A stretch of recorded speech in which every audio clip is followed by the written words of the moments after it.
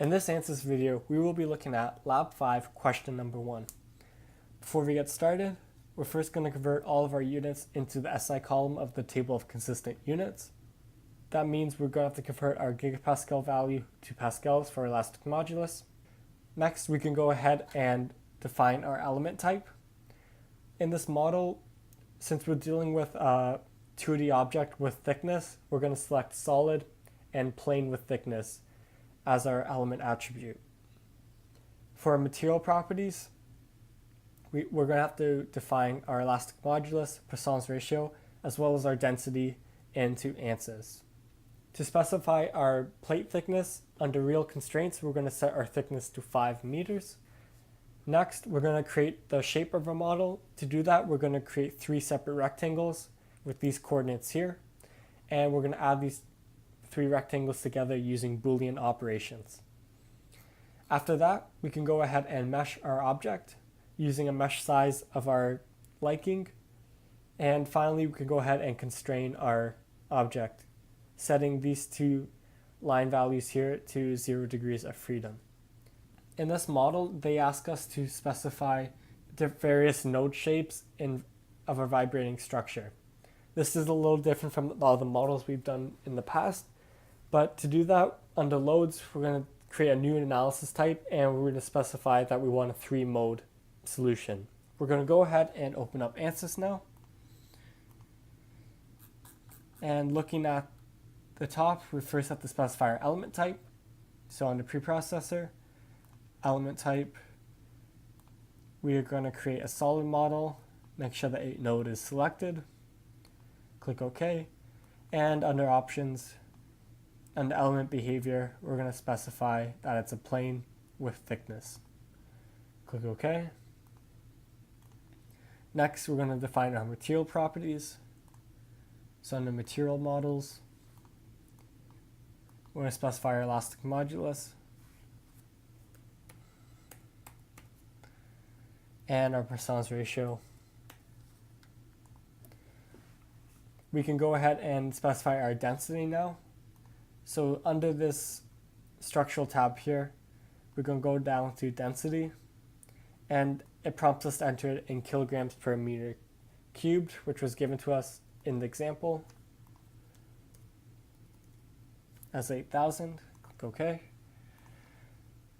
Next, we can go ahead and specify our plate thickness, which in this case is under the real constraints. So under real constraints tab, add edit delete, click add, make sure that plane 1 is selected, click OK, and we're going to give this a thickness of 5 meters. Next, we can go ahead and create our model. So open up the modeling tab, create areas, rectangle by 2 corners, and using this chart of values, I'm just going to go ahead and enter in and create these 3 rectangles.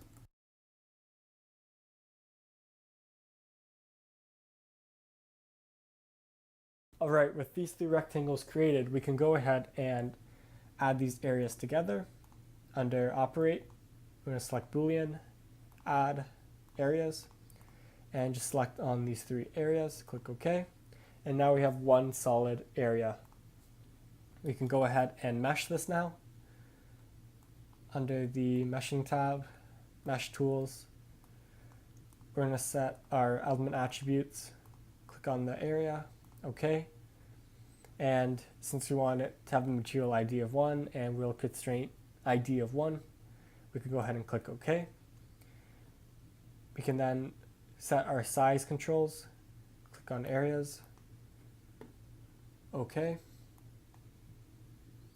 And I'm going to set this to a value of 0.1. This number is completely up to you, depending on how accurate you want your model to be. Click on OK. And we're going to go ahead and mesh our object now. Next, we can go ahead and apply our constraints. Going to close down the preprocessor tab, open up solutions, click on define loads, apply structural displacement on lines. And since these 2 are going to have the same constraint applied to them, we're going to click on both lines, click OK. And we're going to say they have all degrees of freedom are locked and they have a displacement value of 0. Click OK. And we can go ahead and create our load. To do that, we're going to click on analysis type here under solutions, click on new analysis type, and this menu should now pop up. We're going to select modal and click OK. Next, we are going to select on analysis options, and under number of modes to extract, we're going to select 3, click OK, and OK. And now ANSYS knows that we're creating a vibrating structure with 3 nodes, so we can go ahead and solve our model.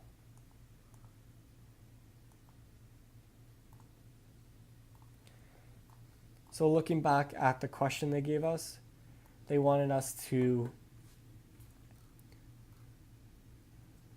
show all 3 nodes and their frequencies and the displacements, as well as some body constraints. So for the body constraints, once again, plot control symbols, all applied BCs, click OK. And I'll just show these constraints down here if they're not already displayed. Next, to show all the different mode types, we're going to open up General Postproc, List Results, Detailed Summary, and that will give us all our different mode types and the time and frequency of these respective modes. If we want to actually see what the mode would look like in our model, we can go ahead and go under Read Results. Here under General Postproc, I'm going to select by set numbers, and here we're going to specify which set of data we want to get. So if we want to see the first mode, we'd enter in a 1 here. If we want to see the second mode, we'd enter in a 2 here. So we're going to click OK. And under plot, we're going to select on deform shape, deform plus undeformed, click OK. And here is our second mode shape. Now if we want to change, let's say we want to view mode 3 now, we'd simply just repeat this process, read results by set number, and we change this number to 3. Click OK. And once again, we'd plot our deformed shape. And that will give us a third mode shape.